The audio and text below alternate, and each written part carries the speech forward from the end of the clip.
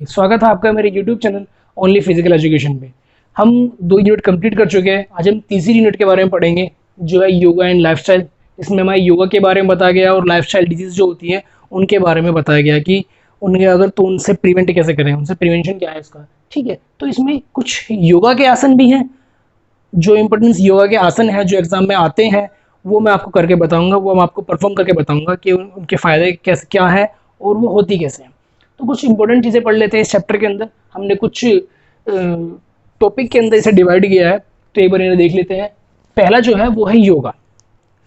योगा क्या है, क्या मीन है योगा का, तो इसके बारे में एग्ज़ाम के अंदर नहीं पूछा जाता।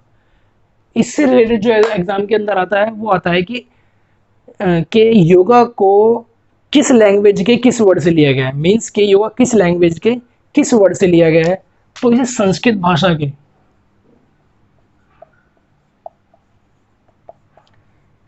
भाषा के युज वर्ड से लिया गया है।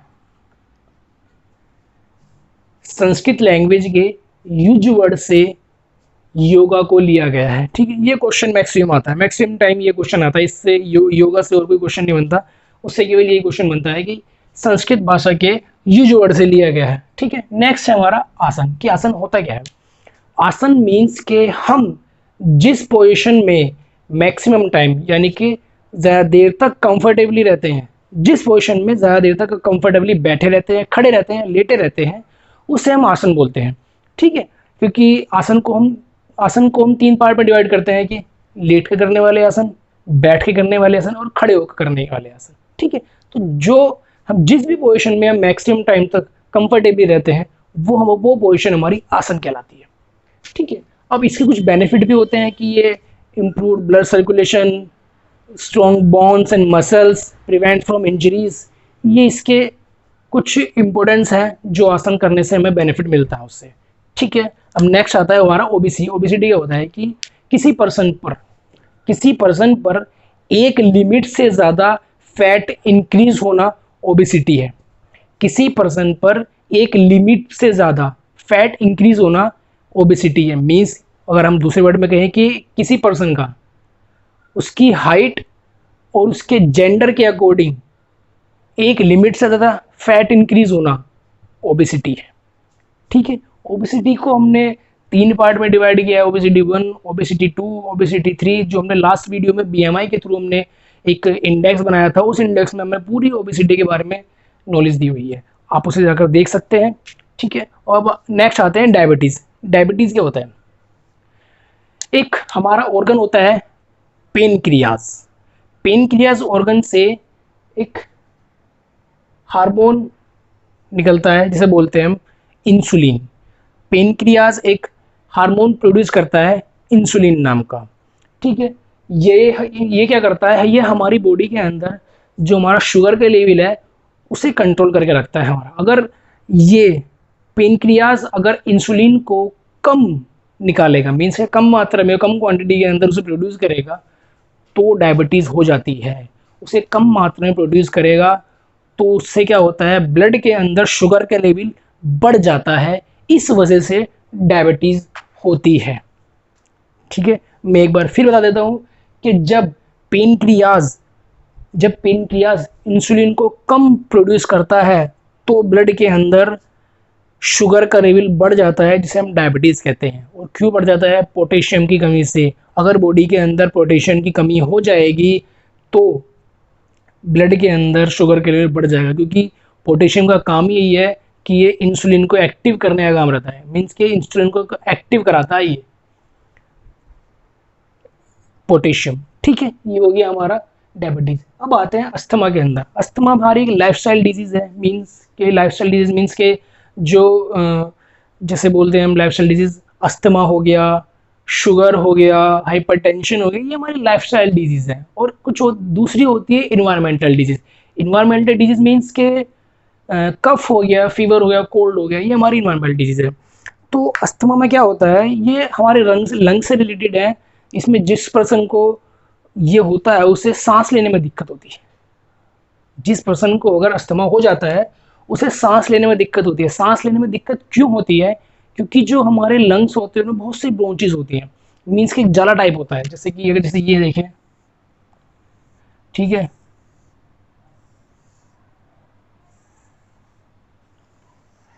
थोड़ा सी बन गया है, ठीक है। तो इसमें से इस तरह जाला होता है, इस तरह जाला बना हुआ होता है इसके अंदर, ठीक है। जैसे पेड़ पत्तियां, पेड़ की जड़ें होती हैं, इस तरह से जाला बना हुआ होता है इसके अंदर। तो बहुत सारी जड़ें इसमें फैली रहती हैं इस तरह से। तो इसके कोने पे छोटा सा एक एल्गोलाई लगे हुए होते हैं, छोटे छोटे एल्गोलाई लगे होते हैं, छोटे छोटे एल्गोलाई लगे होते हैं। इन एल्वोलाई के अंदर ही ऑक्सीजन गैसेस का एक्सचेंज होता है। मीन्स के या ब्लड के थ्रू कार्बन डाइऑक्साइड यहाँ तक आएगी, ठीक है, आने के बाद इसी रास्ते बाहर निकल जाएगी और ऑक्सीजन इसी रास्ते हमारे ब्लड में चली जाएगी। तो इनमें इनमें अगर सूजन आ जाती है, मीन्स के सूजन आ जाती है, तो अस्थमा हो जाता है। भाई अगर इनमें सूजन आएगी तो क्या होगा, जो गैसेस हैं वो उनको ठीक से फ्लो नहीं कर पाएंगी, ठीक से फ्लो नहीं कर पाएंगी तो क्या, ऑक्सीजन लेने, हमें सांस लेने में दिक्कत होगी। तो इसी कंडीशन को बोलते हैं हम अस्थमा, ठीक है। भाई जो लोग फैक्ट्री वगैरह में काम करते हैं, जो धूल मिट्टी में ज़्यादा काम करते हैं, तो उनको ये प्रॉब्लम ज़्यादा देखने को मिलती है, ठीक है। ये था हमारा अस्थमा। अब आते हैं हाइपरटेंशन पे। हाइपरटेंशन होता क्या है? हाइपर टेंशन अब मैं बता देता हूँ क्या होता है। HYPER, हाइपर, दो वर्ड होते हैं, हाइपर और hypo. Hyper and hypo. Hyper means high, hypo means low, ठीक है। Hyper means high, hypo means low, ठीक है। Tension, tension, hyper tension, blood pressure, यानी कि अगर हाइपर टेंशन बोल रहे हैं तो हाई ब्लड प्रेशर होगा, अगर हाइपोटेंशन बोल रहे हैं तो उसे लो ब्लड प्रेशर कहते हैं, ठीक है। हाइपो मीन्स हाई और हाइपर मीन्स हाई और हाइपो मीन्स लो। ये हो गया हमारा हाई एंड ब्लड प्रेशर। अब इसमें होता क्या है, किस तरह से काम करता है ये, वो मैं आपको बता देता हूँ एक बार।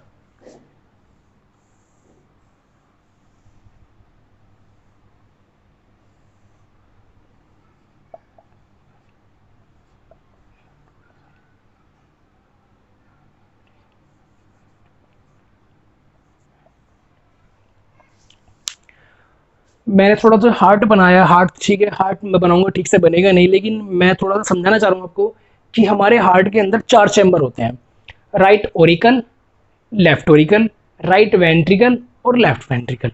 4 चैम्बर होते हैं हमारे हार्ट के अंदर, ठीक है। तो काम क्या होता है कि जो ये होता है राइट ओरिकल, इसके अंदर सारा इनप्योर ब्लड आता है, ठीक है। सारा इनप्योर ब्लड इसके अंदर ब्लड आता है, तो ब्लड आने के बाद ये पूरे बॉडी का ब्लड आता है इसके अंदर, ठीक है। फिर यहाँ से ये भेजता है राइट वेंट्रिकल को, ठीक है। राइट वेंट्रिकल से ब्लड होता हुआ जाता है हमारे लंग्स में, लंग्स से हमारा जो हमारा डीऑक्सीजनेटेड ब्लड होता है वो ऑक्सीजनेट हो जाता है। फिर ये यहाँ पे जाता है हमारे लंग्स से, हमारा प्योर होकर यहाँ आता है लेफ्ट ऑरिकल में। लेफ्ट ऑरिकल में होने के बाद ब्लड आता है हमारा लेफ्ट वेंट्रिकल में, जो बिल्कुल प्योर ब्लड होता है हमारे लेफ्ट वेंट्रिकल में। यहाँ से इस जगह से ये इस जगह से यहाँ से ब्लड हमारा इस रास्ते पूरी बॉडी के अंदर फ्लो करता है। मीन्स कि पहले हमारा सारा ब्लड जो होगा वो यहाँ पे आएगा, यहाँ से होने के बाद इस जगह इसके अंदर आएगा, फिर हमारा ब्लड यहाँ पे लंग्स में जाएगा, वहाँ से ऑक्सीजनेट होकर यहाँ पर आएगा लेफ्ट वेंट्रिकल के अंदर, फिर यहाँ लेफ्ट वेंट्रिकल में हमारा प्योर ब्लड होगा, यहाँ से ब्लड फ्लो करता है हमारा पूरी बॉडी के अंदर, यहाँ से फेंका जाता है। तो ये जो हम ब्लड फेंक रहा है हमारा हार्ट, आपको पता है हमारा हार्ट बीट करता है, ठीक है, इस तरह से हमारा हार्ट करता है, ठीक है, धप धप की आवाज आती है। तो यहाँ से ये ब्लड को फेंकता है पूरी बॉडी के अंदर, ठीक है, हमारे ब्लड वेसल्स से होता हुआ, हमारे यहाँ से अरोटा से होता हुआ, ब्लड वेसल से होता हुआ पूरी बॉडी के अंदर फेंकता है। जो ये फेंक रहा है, एक लिमिट होती है ब्लड के फेंकने की भी, एक लिमिट होती है ब्लड के फेंकने की भी, ठीक है। अगर इससे ऊपर फेंक रहा है ब्लड, उससे तेज फेंक रहा है ब्लड, मीन्स कि ज़्यादा तेज पंप कर रहा है ये ब्लड को, तो उसे बोलते हैं हाई ब्लड प्रेशर। की मीन्स कि जो हमारा हार्ट है बहुत तेज़ी से ब्लड को फ्लो कर रहा है, ठीक है। लेकिन अगर इस लिमिट से कम फेंके, एक जो लिमिट है उससे कम फेंके, उसे बोलते हैं लो ब्लड प्रेशर, ठीक है। अगर एक लिमिट से तेज फेंक रहा है ब्लड, हमारा बहुत तेज से पंप कर रहा है हमारा हार्ट उस ब्लड को, ठीक है, उसे बोलते हैं हाई ब्लड प्रेशर। और अगर थोड़ा कम पंप कर रहा है उसे बोलते हैं हम लो ब्लड प्रेशर, ठीक है। अगर जो हमारे जो साइंटिस्ट हैं, हमारे वैज्ञानिकों ने जो रिसर्च की थी हार्ट के ऊपर, तो उन्होंने बताया था कि अगर हम इस हार्ट में अगर पंप करते हो, हार्ट में अगर छेद करें ना, तो क्या होता है उससे उससे क्या होता है, तो ये जो ब्लड वो होता है ये 20 मीटर तक ब्लड को फेंक सकता है, ये 20 मीटर तक ब्लड को फेंक सकता है, ठीक है। इतनी कैपेसिटी होती है हमारे हार्ट की, अगर इसके अंदर छेद करें तो जो हमारा ब्लड होगा वो 20 मीटर दूर तक फेंका जा सकता है, इतनी कैपेसिटी होती है अंदर, ठीक है। मैं एक बार फिर बता देता हूँ आपको कि जो यहाँ से होता है राइट ऑरिकल के अंदर, हमारे हार्ट के राइट ऑरिकल इस चैम्बर के अंदर जाता है हमारा ब्लड, फिर यहाँ से राइट वेंट्रिकल में आता है, राइट वेंट्रिकल से हमारे लंग्स में जाएगा, लंग्स से प्योर ब्लड होगा वहाँ से, ठीक है, ऑक्सीजन रेटेड ब्लड होगा, हमारे लेफ्ट ऑरिकल में आएगा, लेफ्ट ऑरिकल से हमारे लेफ्ट वेंट्रिकल में जाएगा। लेफ्ट वेंट्रिकल से जो हमारा ब्लड, ये हमारी पूरी लेफ्ट वेंट्रिकल काम क्या करता है, ये हमारी पूरी बॉडी को ब्लड सप्लाई करता है यहाँ से, ठीक है। तो जो ब्लड को पंप कर रहा है, फेंक रहा है, ठीक है, उसे अगर हम तेजी से ब्लड फेंक रहा है ये, उसे बोलते हैं हाई ब्लड प्रेशर। अब हाई ब्लड प्रेशर में क्या होता है, थोड़ी घबराहट सी होने लगती है हाई ब्लड प्रेशर के अंदर। अगर लो ब्लड प्रेशर तो उसमें क्या होता है, शरीर गिरा गिरा सा होने लगता है। तो ये थोड़ा सा वो था, और ये आपको समझ में आ गया होगा, ठीक है। ये हाइपरटेंशन होता है, हमारे हार्ट से रिलेटेड होता है ये, ठीक है।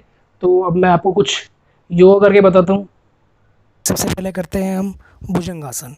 इसमें आपको सबसे पहले सुखासन की पोजीशन में बैठना होता है, फिर आपको पेट के बल लेटना होता है। पेट के बल लेटने के बाद आपको अपने हाथों को शोल्डर के बराबर में लाना होता है। शोल्डर को बराबर में लाने के बाद ऊपर की तरफ अपने आप को स्ट्रेच करना होता है। थोड़ी देर इसी कंडीशन में रहें, 10 से 15 सेकंड होल्ड रखें अपने आप को, और फिर धीरे धीरे हमें नीचे आना है। इस आसन को 2 से 3 बार 15 से 20 सेकंड तक करना चाहिए। भुजंगासन के लाभ, भुजंगासन के लाभ ये हैं कि इसमें बॉडी में एक्स्ट्रा फैट होता है वो कम हो जाता है, और जितनी भी हमारी समस्याएं होती हैं कमर से रिलेटेड, जो हमारा बैक पेन होता है, लोअर बैक पेन होता है, वो सब इस आसन से दूर हो जाता है। और जिसको जिसको कमर में दर्द रहता हो या कोई प्रेग्नेंट लेडी हो, उन्हें यह आसन नहीं करना चाहिए। अब हम करते हैं वज्रासन। सबसे पहले आपको सुखासन की पोजीशन में बैठना होता है, फिर आपको घुटने के बल बैठना होगा इस तरह कि आपकी हैमस्ट्रिंग आपकी काफ मसल्स को टच करे। आपके हाथ घुटने पे होने चाहिए, कमर बिल्कुल स्ट्रेट होनी चाहिए। इस आसन को आप 5 से 10 मिनट तक भी कर सकते हैं। वज्रासन, वज्रासन हमारे डाइजेशन सिस्टम से रिलेटेड होता है, क्योंकि इसे हम खाना खाने के बाद परफॉर्म करते हैं। जो पर्सन खाना खाने के बाद टहल नहीं सकते, उनके लिए रामबाण काम करता है। ये हमारे डाइजेशन सिस्टम को ठीक रखता है, और जो हमारी मसल्स में बैक पेन होता है उसे भी ठीक रखता है ये।